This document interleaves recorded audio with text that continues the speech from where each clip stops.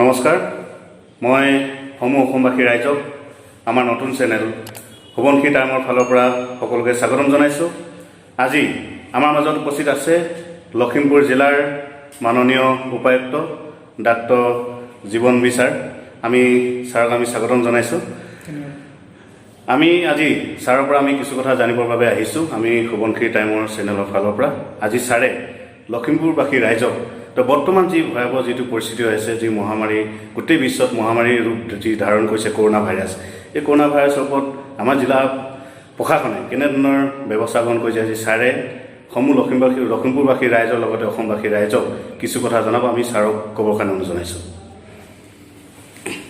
ইতিমধ্যে লখিমপুৰত corona virus positive case কোনো নাই।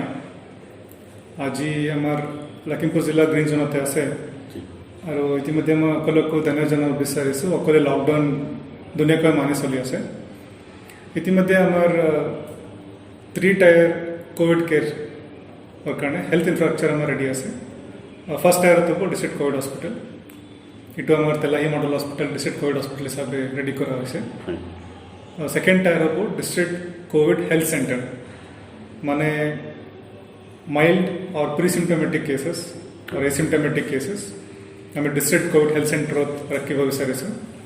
आमार 10टा बेलेग बेलेग सर्कल सेंटर आसे, टोटल 160 बेड कैपेसिटी 160 और आमार मॉडल हॉस्पिटल्स और कम्युनिटी हेल्थ सेंटर्स और आमार सब डिविजन सिविल हॉस्पिटल ताते बेलेग एटा सेग्रिगेटेड वार्ड इतिमध्ये बेलेग एंट्री एग्जिट इट रेडी करी पले बेलेग एटा segregated ward of district covid health centre ready होइसे। और थर्ड टायर को कंप्लीटली एसिम्टमेटिक यंग पॉपुलेशन इट कोविड केयर सेंटर इतिमध्ये आमार 1019 कैपेसिटी आमार कोविड केयर सेंटर रेडी करा होइसे। 1019 तार पिছত हबो आमी इतिमध्ये चाই আছো बेलेग राज्यर পৰা আমি ট্ৰেইনত মানুহ পাই আছোঁ। আমি ডিব্ৰুগড় যদি কোনোবা আহিছে বা গুৱাহাটীত কোনোবা আহিছে, আমাৰ ইয়াৰ পৰা বাছ দি পেলাই আমি তেনেকৈ লৈ আছোঁ। লৈ পেলাই আমাৰ ইনষ্টিটিউচনেল কোৱাৰেণ্টাইন চেণ্টাৰত ৰাখি আছোঁ। আমাৰ ইনষ্টিটিউচনেল কোৱাৰেণ্টাইন চেণ্টাৰত যেতিয়ালৈকে তেখেতৰ টেষ্ট ৰিজাল্ট নাহে তেতিয়ালৈকে থাকিব লাগিব। টেষ্ট ৰিজাল্ট যদি আমি পোৱাৰ পিছত নেগেটিভ পালে তেখেতক 14 দিনৰ কাৰণে হোম কোৱাৰেণ্টাইনত আমি ৰেফাৰ কৰি দিম। और तेखेतक এটা আন্ডাৰটেকিং দিব লাগিব। আমি 14 দিনৰ কাৰণে হোম কোৱাৰেণ্টাইন থাকিম আৰু আমাৰ গোটেই ঘৰ কোৱাৰেণ্টাইন জোন হিচাপে হ'ব।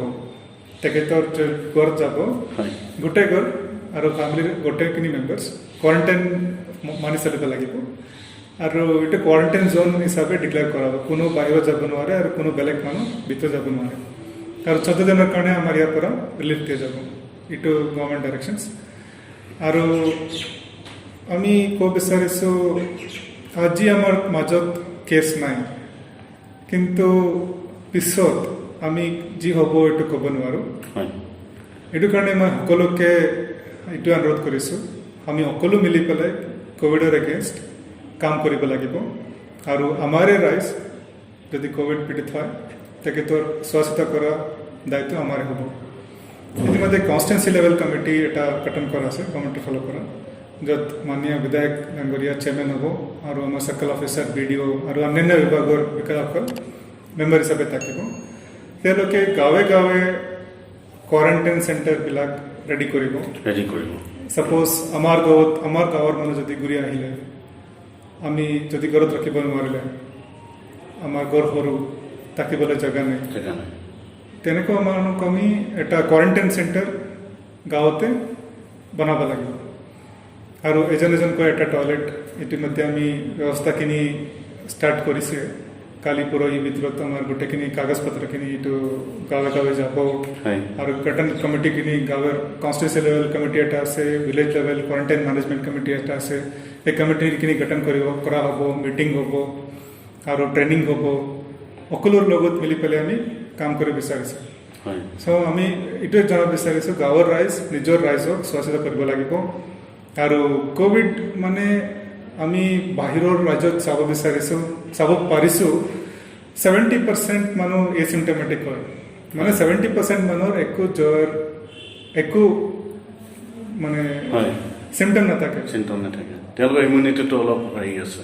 মানে য়াং পপুলেশ্যন Young population. আমাক কৰিব লাগিব আমাৰ বুজুৰ্গ ৰাইজ আৰু 10 বছৰৰ তলত বাচ্চা আচ্ছা আৰু যিজনৰ ডায়েবেটিছ আছে হাইপাৰটেনশ্যন আছে কেঞ্চাৰ আছে আৰু অন্যান্য কোমৰবিডিটি আছে মানে লিভাৰ ডিচিজ কিডনি ডিচিজ তেনেকুৱা আছে এনেকুৱা কোৱা মানুহক আমি সুৰক্ষিত কৰি পেলাই ৰাখিব লাগিব বাকী মানুহে কোভিডটো হেণ্ডেল কৰিব পাৰে হয় আৰু আমি যেনেকুৱা দিল্লী দিল্লী আৰু মুম্বাইৰ পৰা ৰিপৰ্ট আহি আছে সদায় 70 to 80% এচিমটমেটিক বুলি আমি চাই আছোঁ সেইটো কাৰণে আমি ৰাইজক এইটো অনুৰোধ কৰিছোঁ আমাৰ গাঁৱে গাঁৱে কোৱাৰেণ্টাইন মেনেজমেণ্ট কমিটি হ'ব আপোনালোকে কমিটিৰ লগত অহা যোৱা কৰিব হয় কমিটিৰ লগত আপুনি কোঅপাৰেট কৰিব আৰু আমাৰ নিজৰ ৰাইজক আমি ৰিজেক্ট কৰিব নোৱাৰোঁ নাহিব বুলি ৰিজেক্ট কৰিব নোৱাৰোঁ যদি আহিলে যদি কিবা বাহিৰৰ পৰা আহিছে নহ'লে ইভেন কিবা এটা প্ৰব্লেমো হৈছে তেতিয়া আমাকে সুৰক্ষিত কৰিব বাকী আমি বেলেগক সেইটো এক্সপেক্ট কৰিব নোৱাৰোঁ যদি আমি নিজৰ ৰাইজক আমি সুৰক্ষিত কৰিব নোৱাৰোঁ ত' ইতিমধ্যে এইটোৱে আমাৰ এৰেঞ্জমেণ্ট আছে আৰু লকডাউন 4.0 কি হ'ব আমি পিছত গাইডলাইনছ অহাৰ পিছত হয় সকলোকে আপোনাৰ জৰিয়তে জনাবলৈ আমি চেষ্টা কৰিম সমগ্ৰ দেশতেই 22 মাৰ্চ তাৰিখে জনতা কাৰফিউ হৈছিলে তাৰপিছতে ভাৰতৰ মাননীয় প্ৰধানমন্ত্ৰী নৰেন্দ্ৰ মোদী ডাঙৰীয়াই 24 মাৰ্চৰ পৰা লকডাউন ঘোষণা কৰিছিলে 14 এপ্ৰিললৈকে আকৌ 14 এপ্ৰিলৰ পৰা পুনৰ 3 মে'লৈকে কৰিছিলে 3 মে'ৰ পৰা 17 মে'লৈকে আপোনাৰ লকডাউন বৃদ্ধি কৰিছিলে মই আপোনাক সুধিব বিচাৰোঁ পুনৰ লকডাউন হোৱাৰ সম্ভাৱনা আছে নেকি মই ক'ব নোৱাৰোঁ হয় আমি গাইডলাইনছৰ কাৰণে ৱেইট কৰি আছোঁ হয় ছাৰ লকডাউন 4.0 গাইডলাইনছ এটা আহিব পাৰে আহিলে ডিটেইলছখিনি মই জনাই দিম হয় এতিয়া শিথিল আছে